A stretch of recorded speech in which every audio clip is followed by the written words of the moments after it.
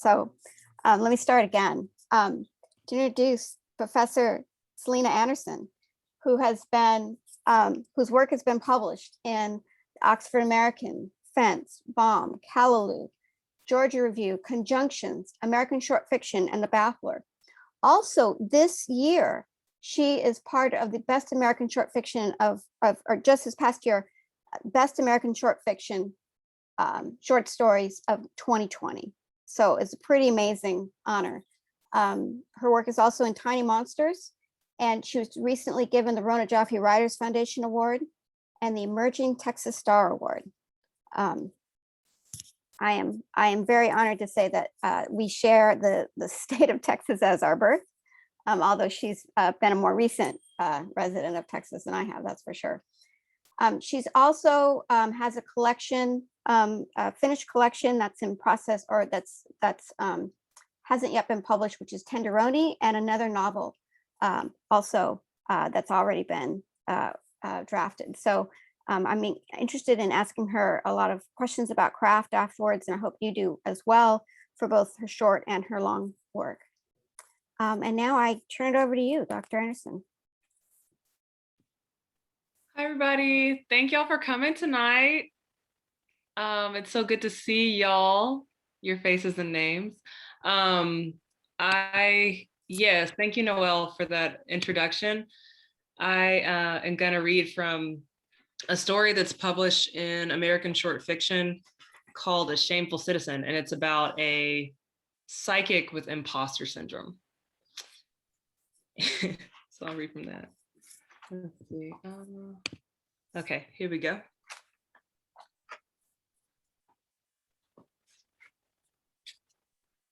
A shameful citizen. Nuclear war, rising sea levels, such trifles never worried them. They were less concerned with knowing how and when the bees might return than with tracking down an ex-boyfriend, than hiring the neighborhood oracle to grope across the cosmos for the definitive answers they couldn't just find on the computer. Mistresses, godmothers, and fiancés, they both called and wrote letters. They showed up unannounced. They pushed an abalone shell full of crinkled bills across the kitchen table and asked the burning question Cyrita heard a million trillion times. Do I ever cross his mind? Do he love me like he say he do? Do he miss me at all? When you were in pain, every tense was the present tense. Cyrita had to affect a thoughtful expression while listening to yet another tale of desperation and fragility. Brew a little tea, burn some sex on the beach, or, and here's a thought, dodge responsibility altogether by drawing the moon card, which really just meant that this was a season of possibilities. There's a chance for anything, said Cyrita, like for Johnetta Paris to recover from one of those 21st century earthquake type of loves that had wrecked her finances and her relationships with her grandchildren. Maybe I've lost my mind, said Johnetta. Her recent choices made it seem possible. She seemed to be looking for her mind just beyond Cyrita's ear, in the plants and case china. It's shameful to be asking about this man after he's cost me so much. Sometimes we turn the pain into a question, said Cyrita, so at least we can just dance with it. Johnetta nodded tentatively. But I'd be asking the wrong question, she said. Like, what if God lost the battle in heaven and he was the one who got thrown into hell? Ain't that the type of trick the devil would play? Jonetta's line of questioning, paired with the glow of Cyrita's formica kitchen, made Cyrita gaze out the window. It had been raining since Tuesday in 5-minute maddening intervals, so that by Thursday, the world was still a ghetto, just gray. What I'm hearing, said Cyrita, is that this love of yours has put your faith in a jail cell. Does that seem healthy to give anyone that kind of power? I think I know what you're getting at, Johnetta crossed her arms and looked at her feet, but I don't know if I can call Herbert the devil. Can or won't, don't want to. Johnetta shrugged in a juvenile delinquent sort of way. Sad how much of it boiled down to looks. If he liked your looks, he came running. If you made yourself the picture of a hopeful, desperate woman on the hunt for love, he hid his face and ran the other way. But in Johnetta, Herbert saw opportunities, the shadow of which made him smile. You had to have that kind of smile to convince someone to dip into her grandbaby's college fund, pawn her minks, co-sign on your small business loan. Cyrita raked her fingernails up the nape of her neck, scratching the crown of her head as if refocusing her thoughts. You don't want to see the role you play in your own problems, Johnetta. And I get that because Pluto and Virgo can make anybody want to hide their real feelings. But you've got to ask yourself in your scenario, as you describe it, who exactly is playing the devil? Involuntarily, Cyrita looked into Jonetta's face. She noticed the glowing nose, chapped lips, and false eyelashes that made Jonetta look like a big middle-aged doll. The most prominent feature was a deep vertical wrinkle folded into the fleshy part between her eyes, visible whether she was frowning or not. The wrinkle gave Jonetta the stunned expression you sometimes see on people who've lived in the neighborhood for too long, the exact ones who'd be turning over the same dumb questions when the big one struck. Twice a day, Cyrita spirited away to the mirror to make sure she hadn't started looking the same way too. It's me, confirmed Jonetta. I'm the devil. Jonetta took Cyrita's hand in hers, which were surprisingly strong and damp. I'm the devil, she said again. Jonetta's grip inspired Cyrita to gaze past this woman and the dripping rain to her own reflection in the glass. As she smiled, she saw and felt her face bending in untoward directions. Just a year prior, a mere 1,000 questions lighter, Cyrita hadn't noticed that her face could do such a thing, but now she was accidentally seeing things about herself all the time. She made a fast adjustment, raising her nose like a rich woman smelling something foul. Once the funk cloud dissolved, Cyrita sent a clear thought to her own eyes. I still look good. All this sneaking and judging had turned Cyrita into a nerved up, testy snob, miserably critical of herself and others. Excessive meditation on other people's drama had made her desperate for her own. And since she had none, she'd come to overvalue her feelings, like precious family heirlooms. Her feelings gave her conflicting feedback when in exuberant, scolding tones, they gossiped that her God-given talents were being underutilized in this kitchen. Who knows what she could be doing, said the right side, with the right publicist, a little coaching. She could give us the evacuation routes before the storm hits. She could be saving lives.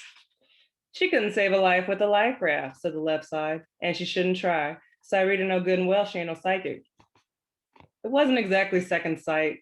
Cyrita wasn't sure what to call this ability to gaze at a stranger across the table and at the same time sneak into the hidden regions of the heart, opening all the safes, garbage chutes, and mailboxes. She found a secret meaning in other people's quiet looks, and this knowledge made her rich in correctness, an expert at being right. Cyrita's true gift was being 100% right 100% of the time. This was how she knew when a fire would start and why, if a suicide went unattempted, when a drug deal would go left. She could tell from the freshness of your fade how close you were to eviction. The way you walked into a room told her all she needed to know about your relationship with your father. She gave vivid descriptions of past lives, explained the motives of parents who in this world just couldn't say aloud that no, they weren't necessarily proud of their children per se, but without question, they loved them anyway. She watched her open mouth clientele as speculation became reality. But now Cyrita had been looking in the mirror. She'd been listening to her feelings. She'd had the gift all her life, and somewhere between reading palms, cards, and minds, the champagne feeling of being completely right every time was running out. She worried that she was faking it and telling the truth anyway.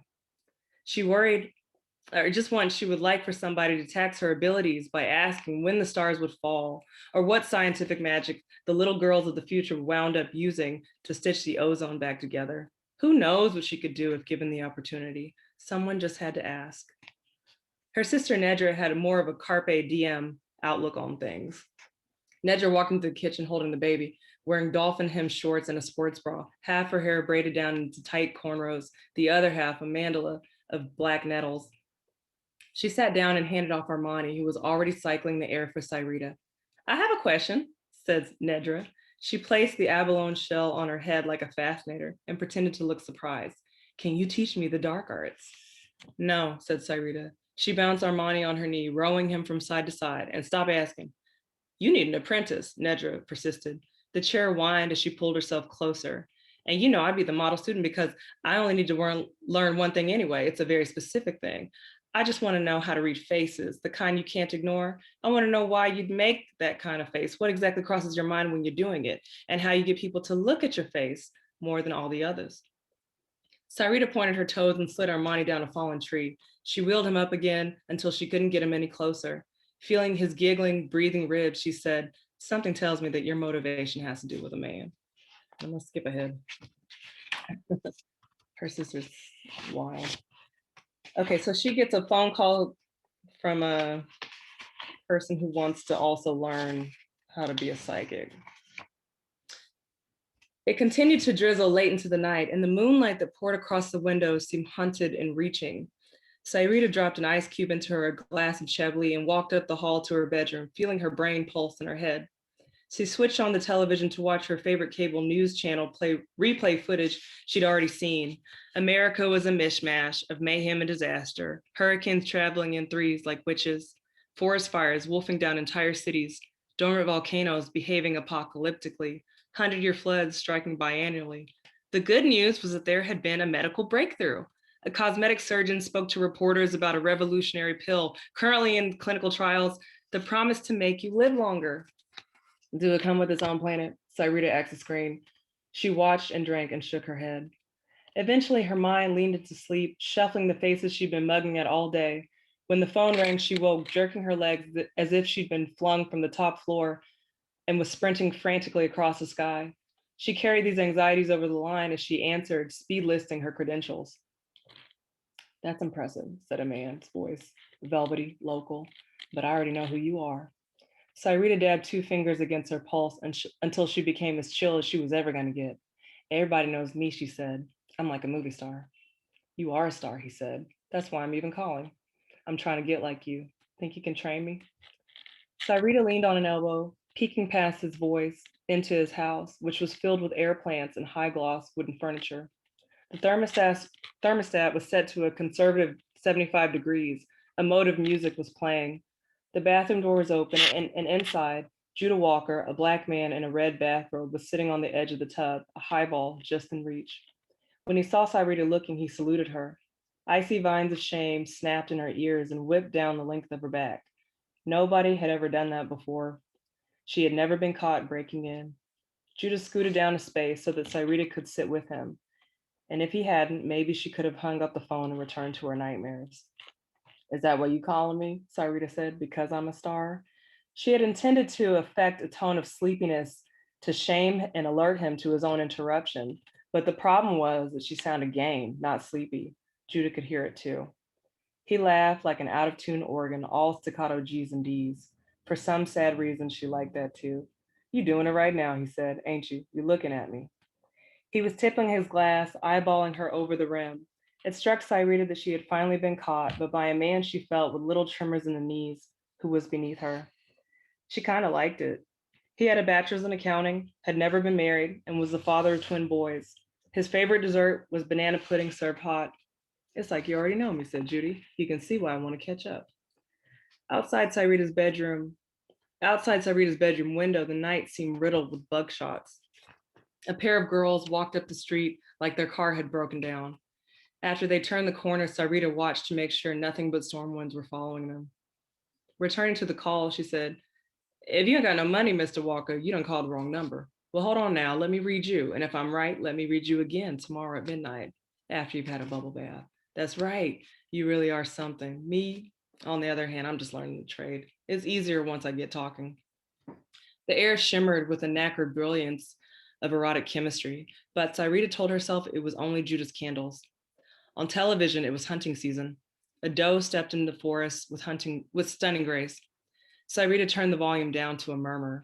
The instant the shot rang out, the doe jerked left, leaping painfully off screen. For a moment, Sairita thought she'd gotten away. When she looked at Judah again, he was stroking the length of his beard. He had on white socks and sandals, and his robe was glowing red. His nostrils flared and gazed up at her like a second pair of eyes. He was stamping himself all over her nerves. Still, she had to ask him, what do you see? You're beautiful in the classical sense, tall, symmetric and everything, thick hair too, but you have a complex about your behind or your forehead. Something like that, said Sairita. She poked her feet from beneath the sheets to let her toes breathe. You ain't got a man, but that's by choice. That's what you say. You got enough of your own problems to be taking on another person. Everybody got problems, Sairita said, a little curtly. Nobody without problems would be taking a call from a stranger in the middle of the night. On television, the hunting pro snapped pictures as a father and his son posed with a buffalo carcass. Sairita turned the channel to an infomercial where a pair of fair, feminine hands theatrically spilled milkshakes and spaghetti sauce. Before the television could reveal the product that would prevent such accidents, Sairita turned again. this time to a split screen. On the left side, children were throwing shoes at American tanks. On the right, a woman holding a microphone stood alone in the dark to talk about it. You're desperate for something, said Cyrita. I can't tell what it is, but I appreciate desperation in pretty women. This pleased Cyrita anyway, because she loved more than anything to be regarded with contempt. I see you two are at a crossroads, she said. Her voice had taken on a flirty bounce that she could do nothing about. Judah winked and turned to put on some Alice Haley, A Little Seduction by Clarinet, from a recording that was supposed to have been lost in a fire way back in the 50s. I love the way you pivot. Say, what sign are you anyway? I'm a stop sign, said Cyrita.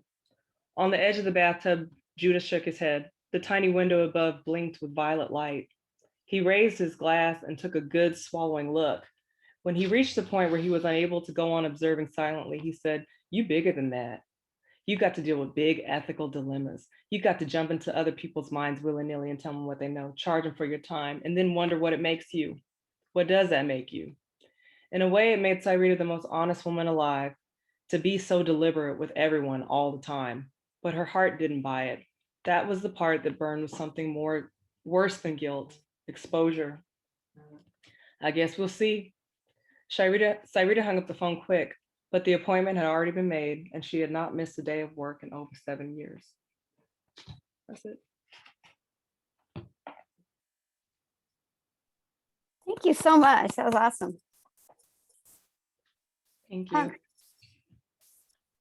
She's agreed to take some questions, and you can put those in the chat, or you can raise your hand and I can try to get to them.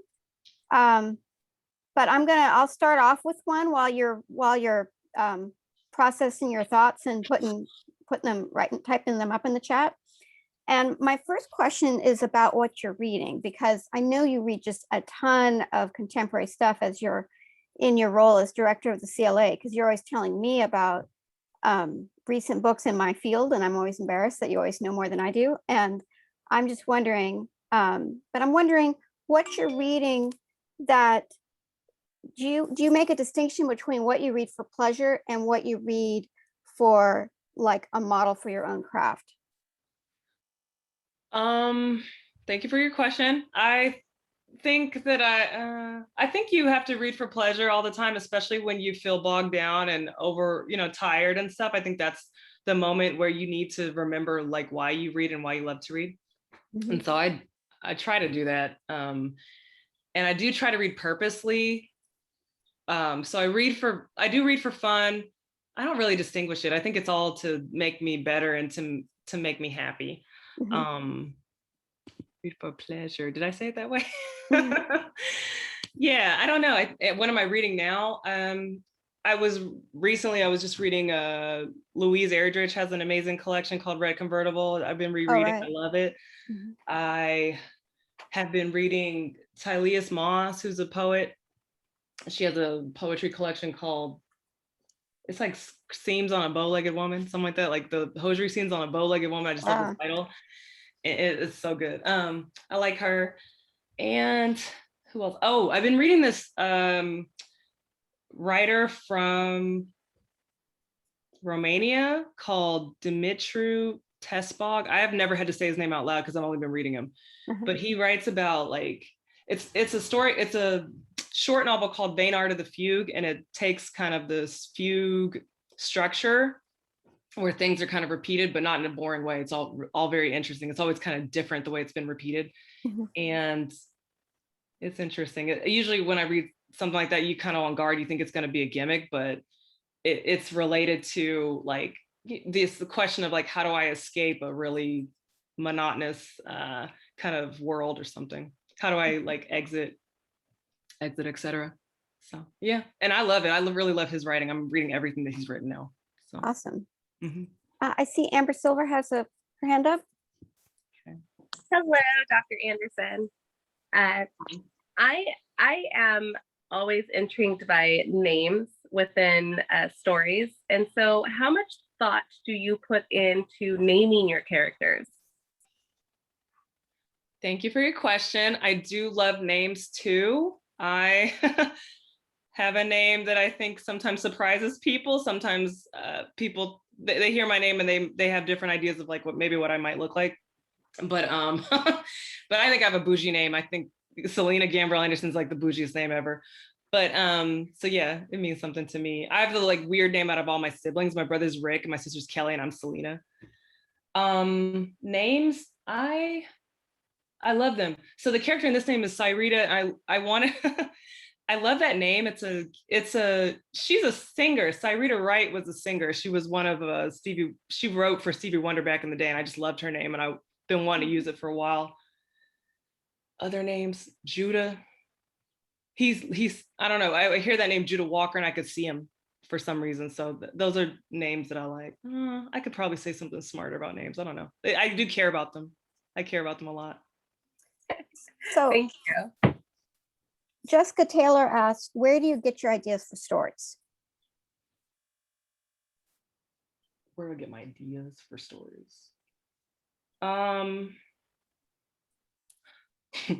It's an easy question. I'm gonna mess it up. I feel like you get I get my ideas for stories from, usually I'm trying to,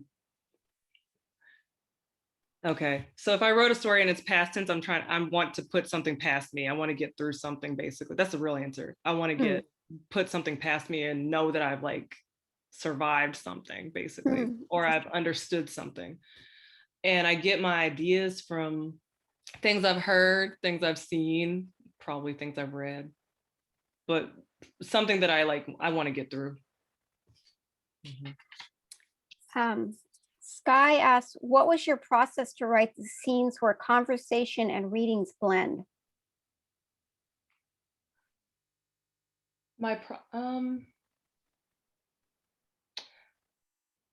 Well, I think I was, okay, so I had the sounds. I think I had the people talking to one another. That part came first, and I wanted to harness the structure on it. So that part came second. The part where there's staging and there's things happening around it. I basically knew that Cyrita's gonna get a weird call and she was gonna be into it. And I was thinking, how can I not get in the way of it and make it messed up, make it good and readable. So that's the way it came. Well, I will throw out the very first question you got, which is not throw out, but toss out, which was Todd's was, will you read more? And I don't know if you have something else that you want to read that's short, but I'm not sure if his i.e. what's that is a reference to a specific story or was a follow-up to Sky's question, but it's the way chat goes.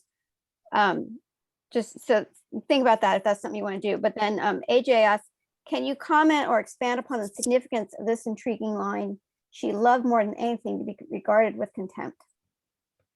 It sounded true.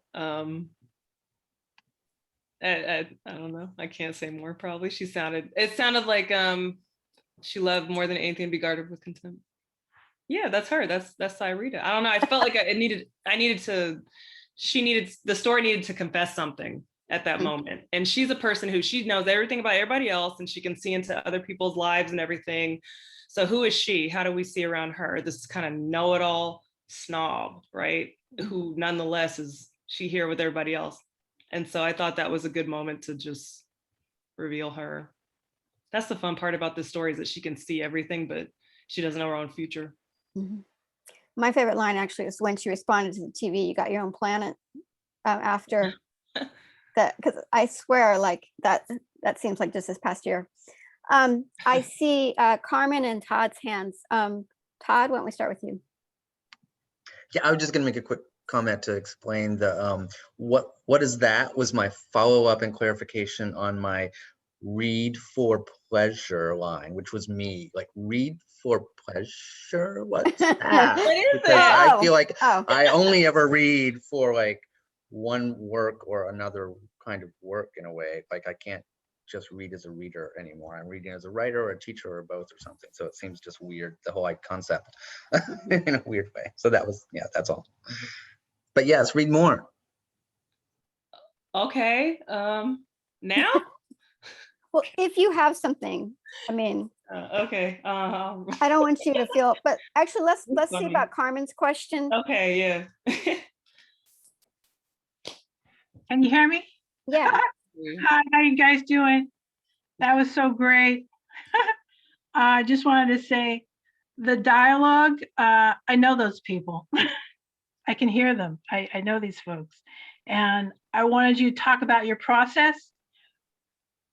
I can almost hear you reading aloud to yourself because the voices are very distinct. Hmm. Um, I know that they're probably distinct on paper, but of course, when you do the reading, they're even more so. I mean, we can all act them out along with you.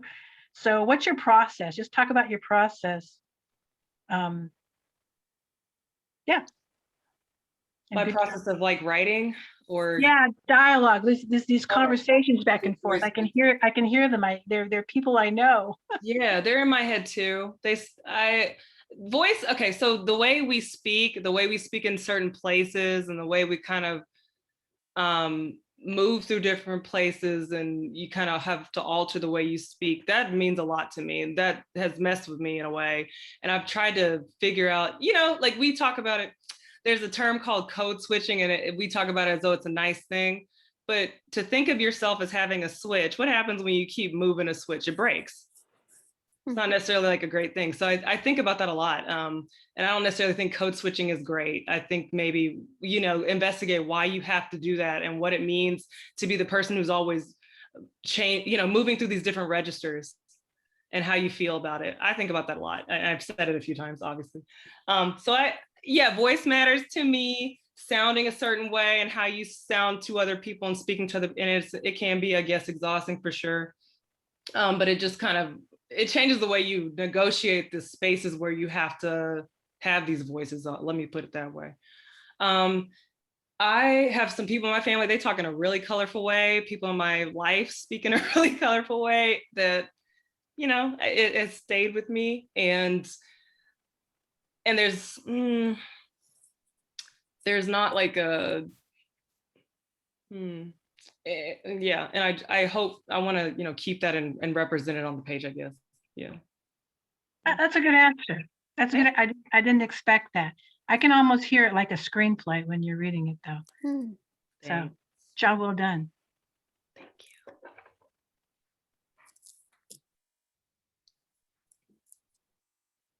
I was curious, in writing your short stories and writing the novel, was there a major shift in your process, or was it, similar for both structures, or do you feel like it's a really different process?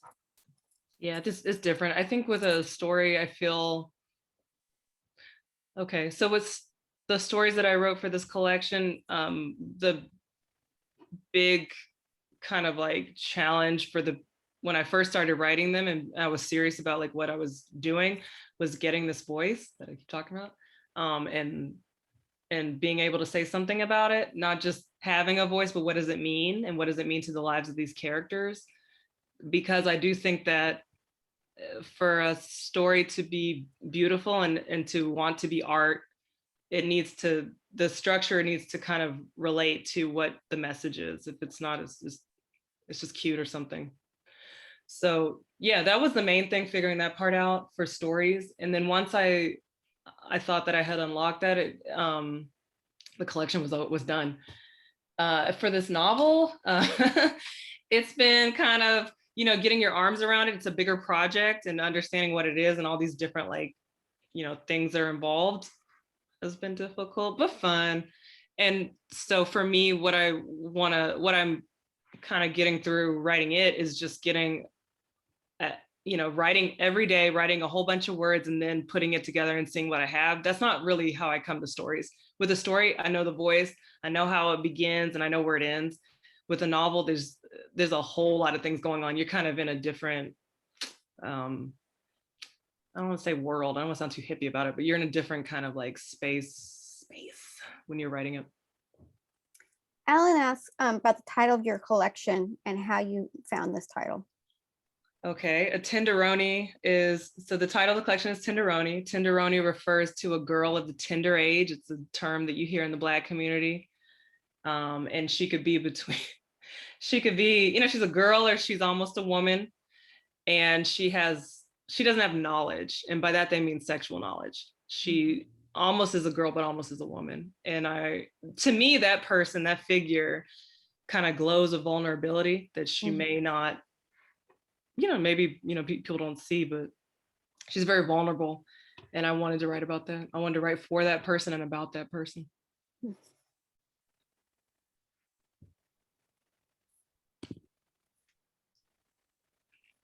Did you decide if there's something else you wanted to read or you want to? Oh, okay. I'll read something else. Sure. Okay.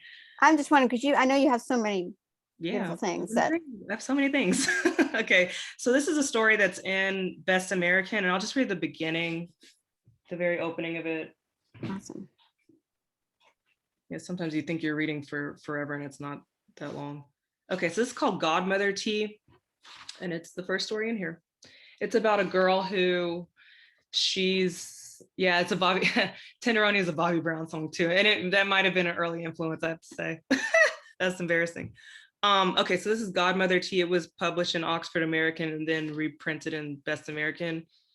It's about a girl who she keeps getting furniture from her family. Like she keeps inheriting furniture. She finally has her own place anyway, and the furniture comes with its own kind of personality in a way.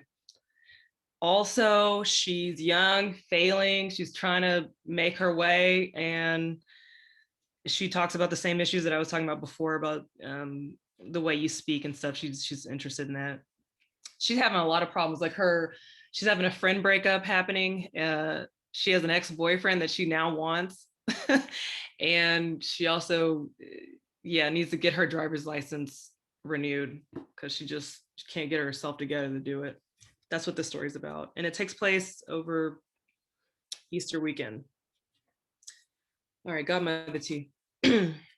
Just like my mama, she rolled up with a gift, a life-size mirror edged with Baroque curling leaves, with slender gold feet that somehow supported both its shimmering weight and mine.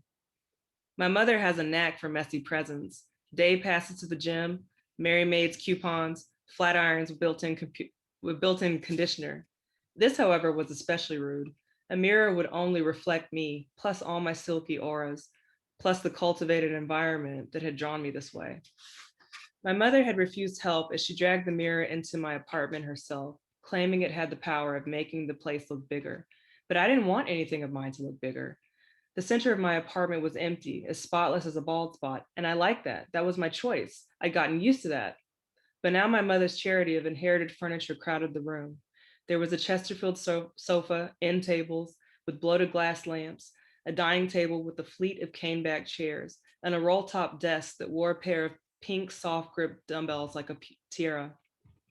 None of this stuff was mine, but at the same time, it was all I had. I know a lot of people just starting out don't have anything, so I don't mean to sound ungrateful, but to my eye, the mirror only doubled what I had never really wanted to begin with. Now there was hardly any space to move around. I could never tell my mother this, especially as she was positioning it between the windows and cleaning the glass with newspaper and quick squeaking arcs. So I'm telling you, it was all beginning to be a bit much. But since the mirror was standing there, I sometimes creep up late at night to wordlessly articulate a complaint I'd been having with myself. The objects of my apartment looked on as I stood balletically, searching my figure for bad news. My reflection belonged to too many other people, mainly the people who used to own all this stuff. Through me, my ancestors gave eyes to my jacked up third position. I'd switched to tree pose, clutching my glass of rosé to my chest like a good luck charm. My dead relatives studied me in loving disapproval. I'd smile back until it became impossible to recognize myself. Even my people who are still living don't let me suffer the way I want to. A lot of them, much older and less bothered than myself, express pride in the way I'm turning out. My mother's friends talk about me like I was a dish that was difficult to get just right, but the special ingredients of an elite social circle, good home training, and a private education have turned me into a well-spoken young woman full of potential. After my mother had given me the mirror, we walked down the street to a cafeteria in my neighborhood. At the table, I tried explaining to her what it feels like every time a member of her generation pays me a compliment. It never feels good, I said, when a compliment is self-reflective. But that's what a compliment is, Joy, she said. A compliment is a reflection of what I see in you that I wish I had. My mother was still giving me eyes, trying like everybody else in the room to dissolve sugar in iced tea. She was still stuck on self-reflective and what it meant for me to use a word like that in her presence. Usually my mother comes right out and says so if she thinks I'm sounding too white. But when she senses my mood has joined us, pulling up a chair like an unexpected guest, she acts totally unlike herself and holds back. It doesn't make sense that a simple act of decency like this would make matters worse, but even these days, a fact is still a fact. Okay, I'll go a little further. I'll just do one more paragraph. It was April and I liked to be alone. But whenever I sensed that my apartment was beginning to get hold of me, I'd walk around the neighborhood to enjoy the good weather. I live down south in a city whose economy probably should not have outlasted the 20th century, although folks around here celebrate this accident as proof of their regional superiority. The highways we've built are among the greatest curiosities of the world. The haze from nuclear power plants lends the skyline a romantic look, like a vintage postcard. The air is so thick with the stench of gasoline and donuts that a deep breath can make you shed one hysterical tear. I could say hello to passing strangers, but only on defense. I could try and meditate, but I was already self-conscious about being out of touch with my community. In real time, the best solution was to walk back inside. I'd pass by the mirror and see fragments of other women. The way I bent my wrists or looked the inside of my mouth favored the ones I hadn't thought of and who could have never anticipated me. A blink of the eye revealed some dormant part of my personality, some no longer complete person who clutched her pearls at my audacity, the blasé way I naturally stood, squandering my opportunities. Another quick glance revealed the godmother. For a long time, she had been waiting on me to acknowledge her, but before we could lock eyes, she was gone. The godmother is like an ancestor who never really left, someone who's here even when they're not. The godmother is what happens when somebody asks your name and suddenly you can't remember. When it's gorgeous outside and you work up the nerve to be part of something, but not enough nerve to brush your hair. That's the godmother. Maybe you stay up too late and are tempted to give yourself completely to unrequited obsessions. That's the godmother's doing too. When life speeds through its continuum without pushing you forward, she starts to look your way. You have to be careful with this familiar face. She'll have you batting your eyes and practicing your smile.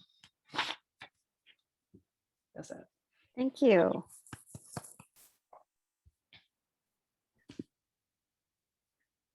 I've always loved, like, of the pieces that I know of yours, there's often a kind of otherworldly quality, like the psychic who's really skilled, or at least seems to be skilled, and that's why I think I mentioned that the tiger to you today, because I have to admit, when I heard about the tiger walking through the Houston suburb, I thought not just it escaped from a story, but it escaped from one of yours. Yeah. And y'all know the story there. So there was there's a story in the news about this tiger that was just kind of walking through the neighborhood, and this man who owned the tiger grabbed it, kissed it on the face, and put it in an SUV, of course, an SUV, it's Texas, and drove away. And it gets crazier from there. I'll spare you, but that's my city. That's Houston. Yeah. But I mean, I love the detail about, like, when I recall it to you, you remember the detail of him kissing it. And I can just see that in one of your stories, because, like, this guy has other issues and other problems in his life, but then this tiger somehow is walking through it, I know. So that's what made me think a little bit of your stories, of just kind of everyday stuff, but then there might be something that seems completely from another world walking through it. Jessica asked, can you talk more about your world building process and how you set up concrete details in a scene? They seem especially important in this story. Okay, how I world build? Yeah. Okay. In the southern town. Okay, so in this story, okay, how do I world build? It has to come through the voice. I think it has to come through, like, how this character sees the world. I don't want to feel like I'm stopping the story to explain what it looks like here. It needs to come through naturally what she's doing and feeling. So if she says I'm in my apartment all the time, and then this is when I leave, this is what I see. So I wouldn't just, like, kind of do it that way. And a lot of the story, I think the southern town that she's describing, southern city that she's describing, is filtered through problems that she's having, her particular problems. And this complaint that she has with herself, she says it.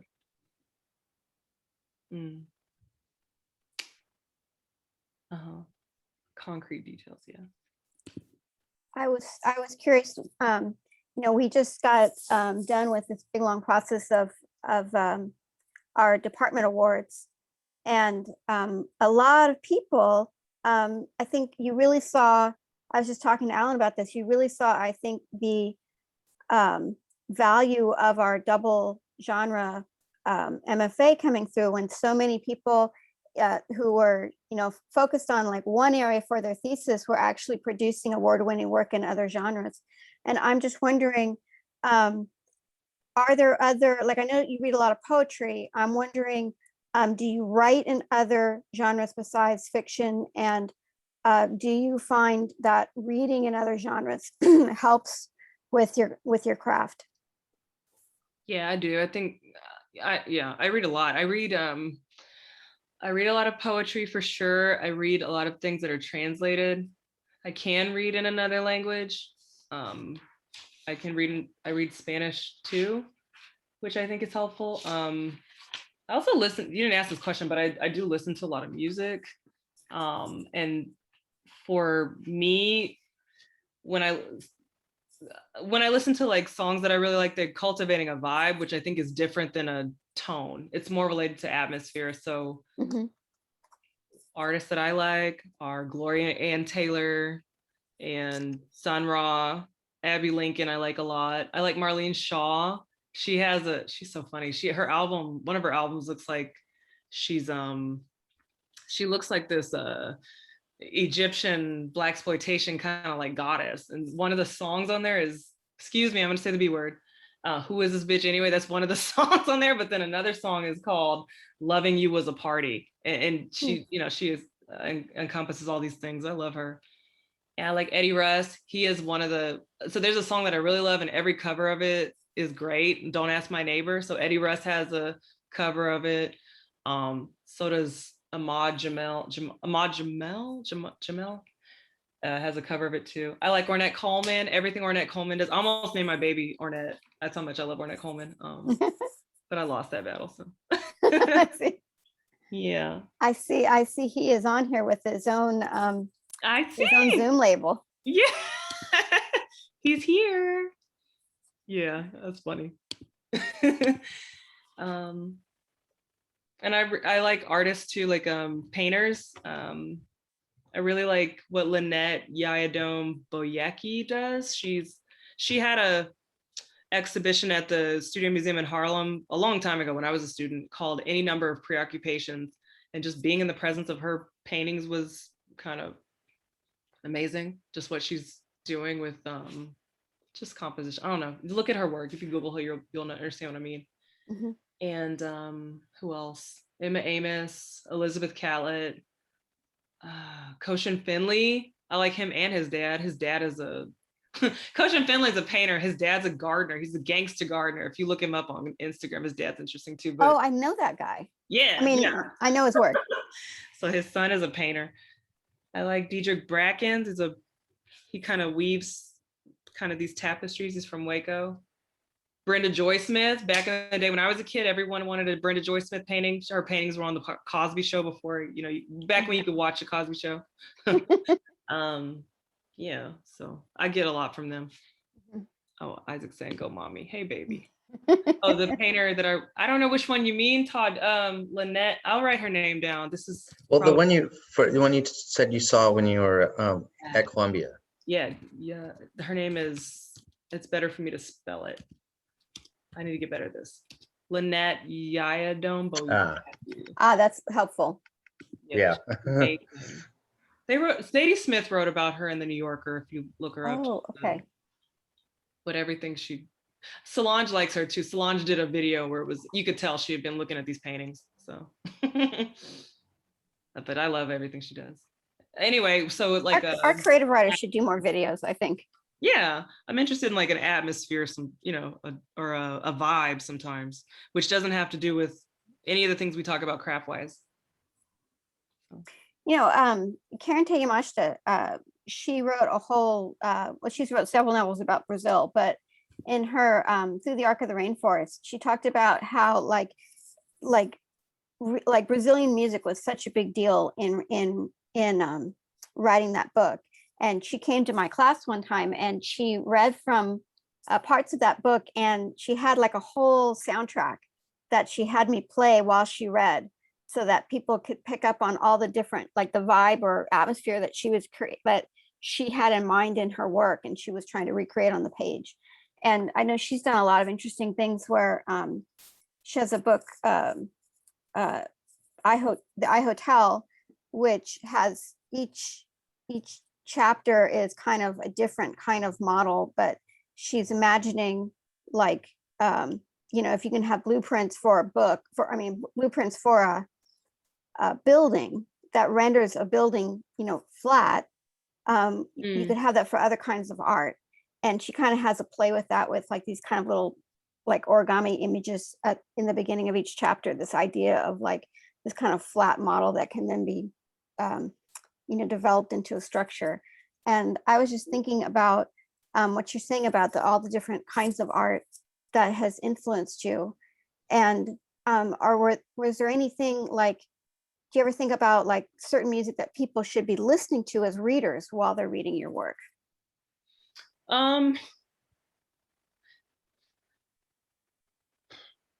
That they should be listening to. I would love it if more people listen to Nina Simone and Marlene Shaw, who I mentioned before, Ornette Coleman, Sun Ra, but they don't have to. I don't know if it's that connected. I think my characters I'll make up sometimes like a musician's name because they're listening to somebody, or there's a character, there's a song and a songwriter who's like somebody, but not, because I don't really want that mythology to be in my work that much. I want it to be its own thing, but I do want you to feel as you would, or similar to as you would if you're listening to like a great song. Nancy Wilson, there's a song by Nancy Wilson, I think everybody, to understand me, you need to listen to it. It's I'm in Love or is it I'm in Love? I don't remember. It's I got a wonderful feeling, such a wonderful surprise. I'm in Love by Nancy Wilson. She's so great. Yeah, Nancy Wilson, check her out. Yeah. No, I don't. I mean, I want to hear the words in my head, so I don't like to listen to. I like to listen to instrumental music while reading, but not words with not songs so much, because I want to, you know, the words get kind of meshed meshed together. Yeah, for sure. Especially something like your writing, which is so, you mentioned like voicey or whatever. It's just, you know, you definitely want to hear that. Thanks. So what other kind of questions do you have while we have her here?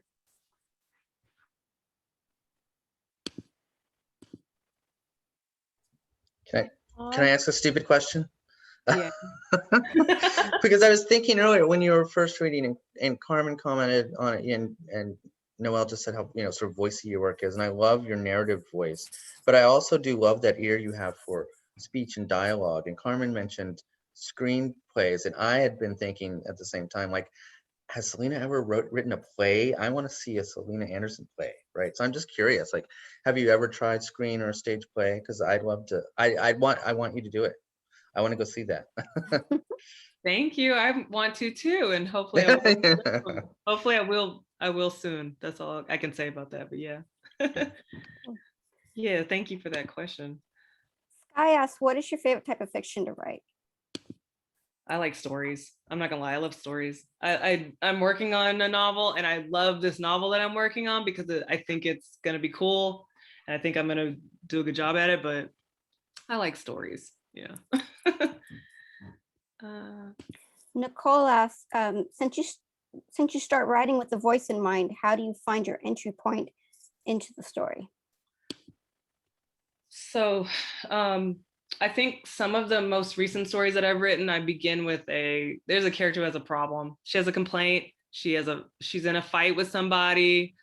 or she finds a way to like be getting in arguments with everyone. And so, okay, how do I start? Okay. This story that I just read, the Godmother T1, it didn't necessarily begin with the mom. It began with like her having all this furniture. Joy had all this furniture, and it's like, what the hell? And this happened to me. I kept getting furniture. I finally got my own apartment, and I kept like getting, even when I could afford something, it was like cheap, crappy stuff that you get from a thrift store or something. It was somebody else's things, in your house. And I thought about that because I think too much about things like that. And then my mom would bring things from the house or whatever, leftover stuff. And you're supposed to be grateful. You have people that can give you things. So I started with that. I was thinking about like, what is it like to be alone in her apartment, but she has other people's things and they're not really her things, but they're her things. I thought about that. And then where it really began was when it was like, this, an interruption. Her mom was coming over with furniture. So just like my mama, she came over with a gift. Was how it began. And a lot of stories begin with a character voicing a complaint. Mhm. They don't always, but that's one way it begins. Did you have another question, Todd? Oh, your hand. Oh, just your hand. Okay. Awesome. Oh, and Keenan's here. Let's see. I was wondering, since seeing Keenan's name reminded me that like you're like two of the only people we have that are both you both do creative writing and you also teach literary analysis, like in your short story class. I'm just wondering, when you like, do you feel like when you're doing, you're analyzing or you're teaching people to analyze literature, do you feel like it's a different skill than when you're, thinking about it as a creative writer? Or do you think those are like pretty much the same? Like you're just thinking about how literature works and it's all the same? Or are there like different, like kind of compartments of your mind to think about these different things? Did that make sense? I think Selena dropped off the chat or Oh, a Zoom call. I think we okay. lost. Okay. Well, I think that's a good ending to our, an unfortunate ending, but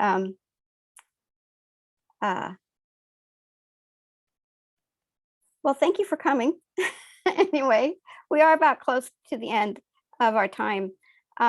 Thanks for coming. I'm going to drop into the, one more time, I'm going to remind you guys of the MFA reading on. There. Okay, I'm back. Are Sorry. you back? Oh, wonderful. Wonderful. Sorry about that. I'm dark over here. Okay, hold on. Get my lighting right. While you're getting, I wanted to remind people of the MFA reading on Saturday, May 15th. Also, I think the other thing that I'd put up earlier at the beginning of our meeting was the link to the Adroit Journal, who's having a prize contest that actually is due on this Saturday. So you have something to submit. I believe it's secondary and undergraduate, but I'm not sure if it's MFAs, but you should double check. I think the last thing I was saying to you, Selena, was I was just wondering, since I know like you're teaching a short story class this semester. Do you feel that like when you go to analyze literature or to teach people how to analyze literature, do you feel that's like a kind of a different skill set or a different part of your mind that you use from when you're working more as a creative writer? Or do you feel it's all the same, like you're just looking at literature and it's all the same, process? I think when you're, okay, the analytical part I think is helpful when you're revising, but I think when you're just writing, I have to forget all that stuff. That needs to feel like I'm not thinking about it, it's like happening. Mhm. So I wouldn't necessarily, like we were talking about in workshop, focalization and kind of narratology stuff. I don't want to think about that when I'm creating a character and stuff. Hopefully that's not in my mind at all. Hopefully I've already figured it out and I'm just making the right choices. But when you're revising, I think it's super important. Yeah, I think it's good to have that vocabulary when you're writing or revising. Mhm. Yeah. Awesome. I just want to clarify, I believe Sharon won't be able to join us, but she is one of the graduates this year for the MFA. So we do want to celebrate her this year, but I don't think she'll be able to join us on Saturday. That was one question in the chat. Anything else you want to ask? Thank you so much. This was such a pleasure, and it's so nice to like be able just to like, hear you and hear your work and not have to be thinking about, how many people fit into one room and, how many masks or, all this weird stuff that we have to think about these days. I'm hopeful that at least by the end of next fall, we'll be back to just what we call normal. Yes, I hope so pace. too. Thank y'all so much. This was such a treat. Yeah, I've got my fingers crossed too, Todd. I'm hopeful too. Yeah. Thank y'all so much. This was fun. Thank you. Thank you for coming.